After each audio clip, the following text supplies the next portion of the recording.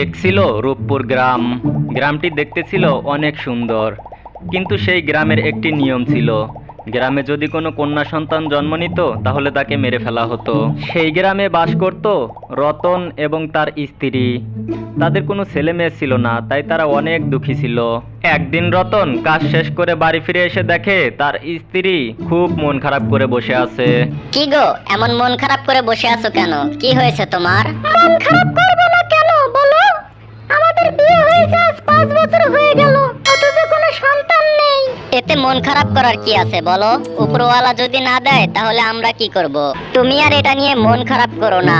জানো তো, তোমার মন খারাপ দেখলে আমারও মনটা খারাপ হয়ে যায়।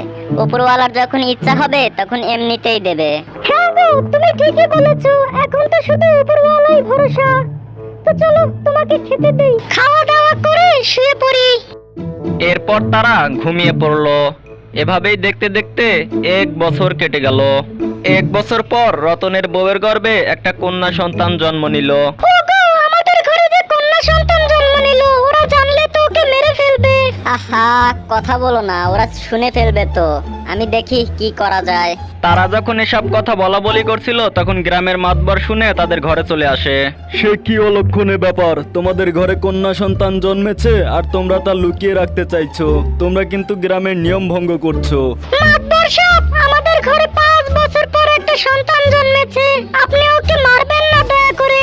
হ্যাঁ মাতবর মশাই, একটু দয়া করুন, ওকে মারবেন না। আমাদের ঘরে 5 বছর পর একটা সন্তান এসেছে। না, এটা কিছুতেই হতে দেওয়া যাবে না। এরকমটা হলে গ্রামের নিয়ম ভঙ্গ হবে, সবাই আমাকে দোষারোপ করবে। তোমাদের মেয়েকে দিয়ে দাও। কিন্তু মাতবর সাহেব তাদের কোনো কথাই না শুনে তাদের মেয়েকে নিয়ে চলে গেল ফেলে দেওয়ার জন্য। আর তারা মন খারাপ করে তা দেখতে লাগলো। এরপর মাতবর মশাই চলে আসে সেই কুয়োটার কাছে সেই মেয়েটাকে ফেলে দেওয়ার জন্য, আর তার সাথে তার বাবা মাও আসে। এরপর মেয়েটাকে সেই কুয়োতে ফেলে দেয় আর মেয়েটা মারা যায়।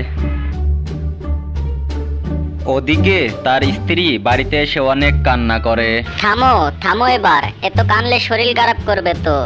চলো খাওয়া দাওয়া করে ঘুমিয়ে পড়ি, রাত তো গভীর হয়ে এলো। এরপর তারা যখন রাতে ঘুমোচ্ছিল তখনই ঘটলো এক ঘটনা। রাত গভীর হয়ে যেতেই তাদের মেয়ে কুয়ো থেকে উঠে তাদের ঘরে চলে আসে। ঘরে এসে তার মাকে সে স্বপ্ন দেখায়। আমাকে ওই কুয়োতে রেখে এসে তুমি আরামে ঘুমাচ্ছ। মা, আসো না আমার কাছে, আমার খুব ভয় লাগছে। আসো না আমার কাছে, আসো না মা। এই বলে মেয়েটা যখন ডাকতে থাকে তখন তার মার ঘুম ভেঙে যায় এবং সে উঠে বসে পড়ে। এরপর রতনের স্ত্রী চলে যায় সেই কুয়োর কাছে।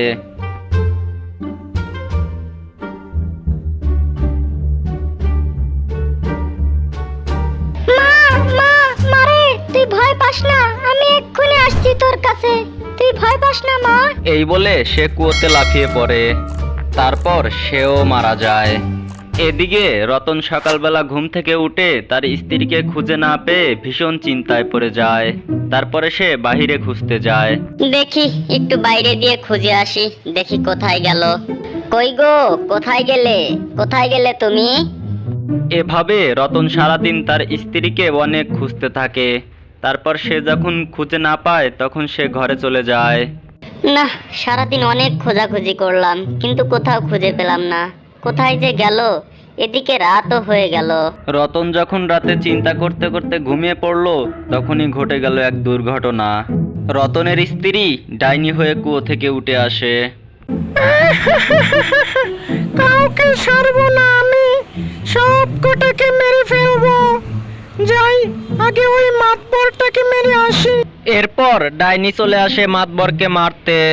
এই এই মুখ পোড়া, আমার মেয়েকে মেরে এখন শান্তিতে ঘুমোচ্ছিস? ওঠ ওঠ বলছি, এই ওঠ তাড়াতাড়ি, ওঠ বলছি। ওরে বাবা, কে কে কে তুমি, আর এখানে কি চাও?